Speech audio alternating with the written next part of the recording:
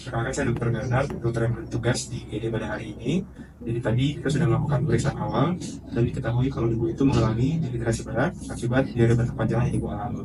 Untuk itu di sini kita akan melakukan pemasangan infus untuk merehidrasi kembali cairan tubuh ibu yang hilang seperti itu.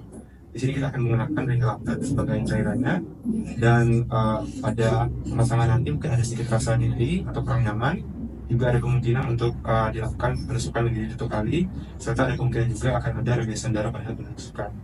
Terkait hal itu, apakah ibu bersedia? Bersedia dong. Baik, kalau begitu ibu bisa tunggu sejenak, saya akan mempersiapkan alat yang saya gunakan. Jadi, alat yang saya butuhkan untuk pemasangan infus, pertama ada cairan infus, kemudian ada infus set, lalu ada tiang infus, kemudian ada handscoon juga, lalu ada di sini ada alas kedap air, kemudian ada tourniquet di sini, lalu ada alcohol swab, lalu setelah itu ada kateter intravena, juga ada gunting dan juga plester, lalu di sini juga ada bengkok, lalu ada juga spark ataupun tampon jika diperlukan nantinya. Langkah pertama, memilih cairan infus yang tepat. Kemudian, membuka penutup karet pada posisi out. Kemudian ambil infus set, lalu putar pasa infus set di posisi off. Setelah itu, tusukkan infus set ke cairan infus di karet posisi out. Setelah itu, gantungkan cairan infus di tiang infus. Pastikan ujung selang dari infus set berada dalam posisi steril. Kemudian, isi tabung reservoir pada infus set hingga terisi setengah penuh. Setelah itu, buka roller pasa infus set. Biarkan cairan infus mengisi keseluruhan selang infus hingga tidak ada udara yang tersisa. Jika sudah, tutup kembali roller pasa infus set. Pastikan ujung selang infus berada dalam kondisi yang steril. Selanjutnya, mencuci tangan 6 langkah prosedural.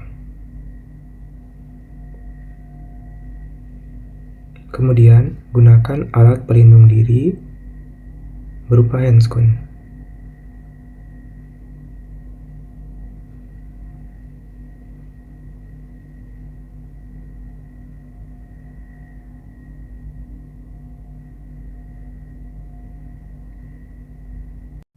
Setelah itu, mencari lokasi vena pemasangan infus. Pilih vena berukuran besar dengan panjang kurang lebih melebihi panjang kateter dan tidak berkelok-kelok.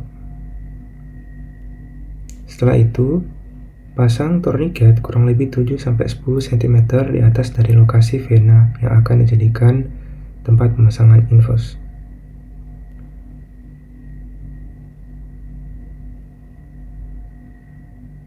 Kemudian, bagian distal dari lokasi pemasangan infus dibuat lebih rendah daripada bagian proksimal. Setelah itu, disinfeksi lokasi tusukan dengan menggunakan alcohol swab dengan gerakan dari dalam keluar. Tunggu hingga kering, kemudian ambil kateter intravena, buka tutupnya, kemudian tusukkan kateter intravena dari arah distal ke proksimal. Pastikan bevel menghadap ke arah atas dan kateter intravena membentuk sudut kurang lebih 5-30 derajat sesuai dengan vena yang dipilih. Kemudian perhatikan juga flashback darah pada kateter intravena. Setelah flashback darah muncul, tarik jarum introdusor dan dorong kembali kateter intravena ke dalam vena. Kemudian, buka tourniquet. Pada tahap ini, tekan bagian proksimal dari kanula agar darah tidak merembes.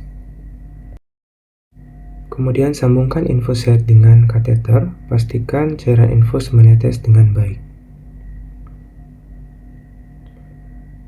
Setelah itu, fiksasi lokasi pemasangan infus dengan menggunakan plester.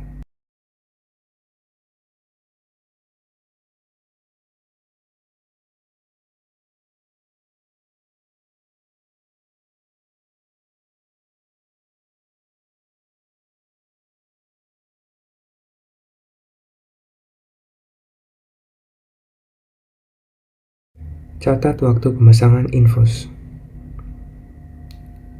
Setelah itu, buang jarum introducer ke sharp container dan kateter ke wadah khusus. Setelah itu, pastikan cairan infus menetes dengan baik dengan kecepatan sesuai dengan kondisi pasien. Selanjutnya, buka APD dengan skun, buang ke tempat sampah, lalu cuci tangan 6 langkah prosedural kembali.